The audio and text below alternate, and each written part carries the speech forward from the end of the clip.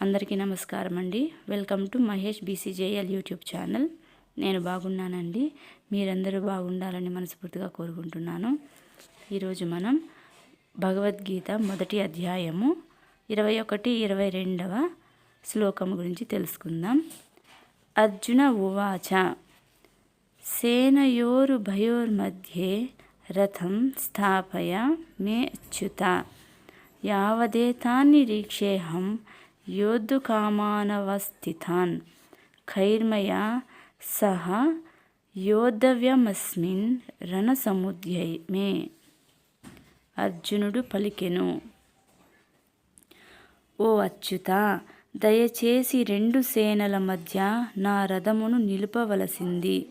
తద్వారా యుద్ధం చేయగోరి ఇచ్చట నిలిచిన వారిని, ఈ మహాసంగ్రామంలో నేను తలపడవలసిన వారిని చూడగలుగుతాను.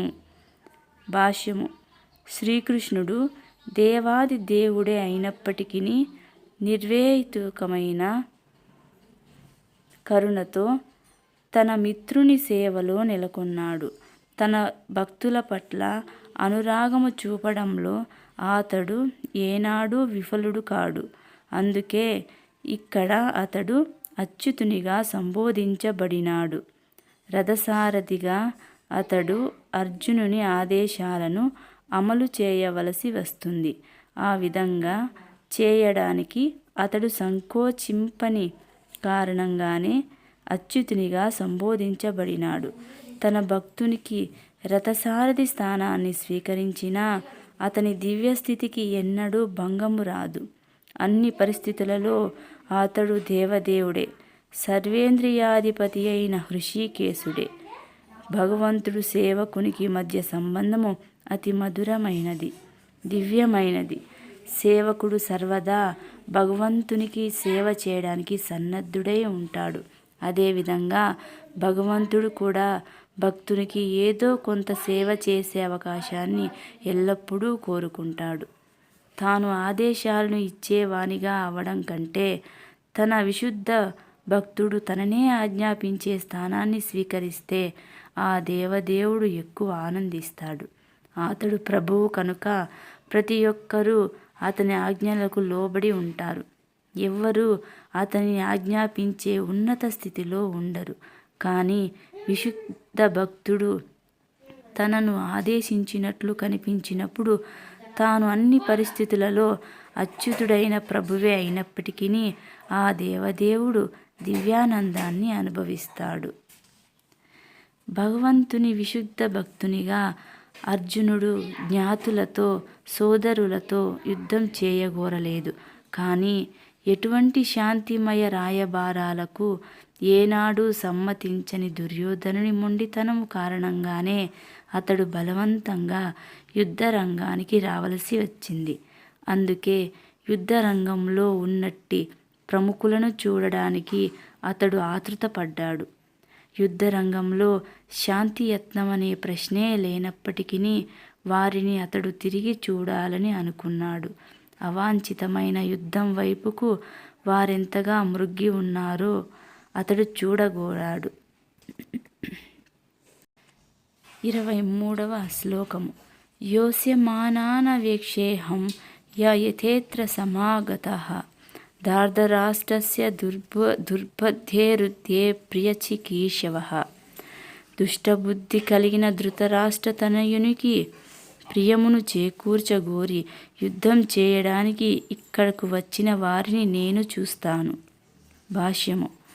తన తండ్రి అయిన ధృతరాష్ట్రుని సహాయంతో దుష్ట ప్రణాళికల ద్వారా పాండవుల రాజ్యాన్ని దుర్యోధనుడు అన్యాయంగా ఆక్రమించుకోవాలని చూశాడనేది బహిరంగ రహస్యము.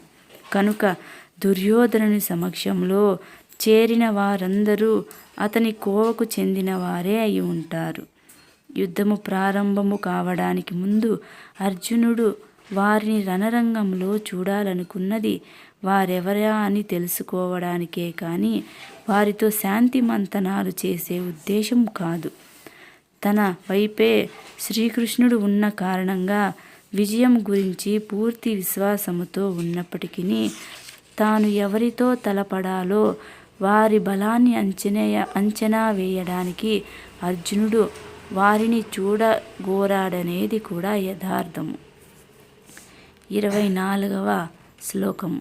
సంజయ ఉవాచ ఏవముక్తో హృషీకేశో గుడాకేశన భారత సేనయోరుభయోర్मध्ये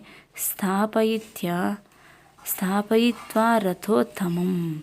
సంజయుడు పలికెను, ఓ భారతవంశీయుడా, అర్జునునిచే ఆ విధంగా సంబోధించబడిన వాడై శ్రీకృష్ణ భగవానుడు ఉత్తమమైన రథమును ఇరుపక్ష సేనల మధ్యకు నడిపాడు. భాష్యము. ఈ శ్లోకంలో అర్జునుడు గుడాకేశునిగా చెప్పబడినాడు. గుడాక అంటే నిద్ర అని అర్థం. నిద్రను జయించిన వాడు గుడాకేశుడు అని పిలువబడతాడు. నిద్ర అంటే అజ్ఞానం అని కూడా అర్థం. అంటే శ్రీకృష్ణుడితో మైత్రి కారణంగా అర్జునుడు నిద్ర అజ్ఞానము రెండింటినీ జయించినాడు. పరమకృష్ణ భక్తునిగా అతడు శ్రీకృష్ణ భగవానుని క్షణకాలమైనా మర్చిపోలేదు. అదే భక్తుని నైజము.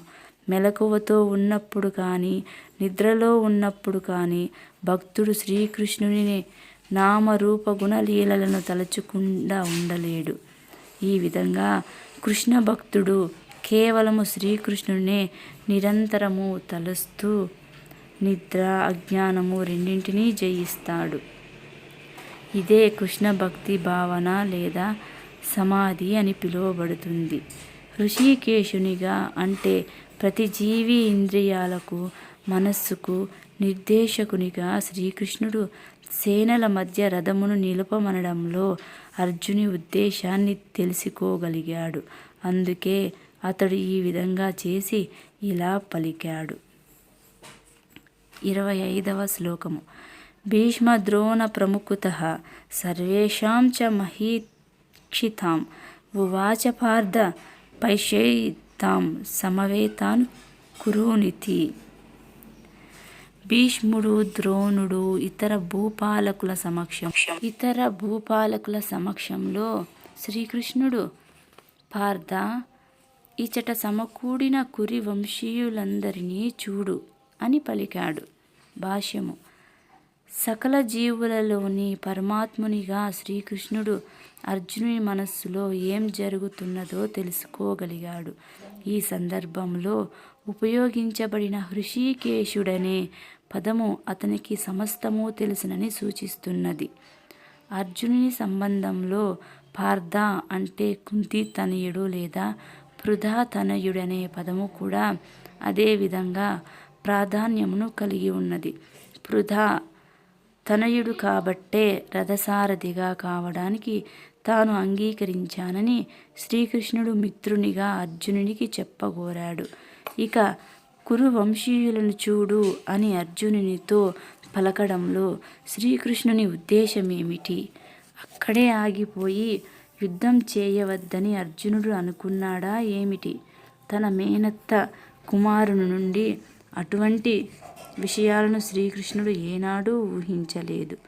ఈ విధంగా అర్జునుడు మనస్సుని శ్రీకృష్ణుడు స్నేహపూరిత హాస్య ధోరణిలో ముందుగానే చెప్పాడు. స్వస్తి.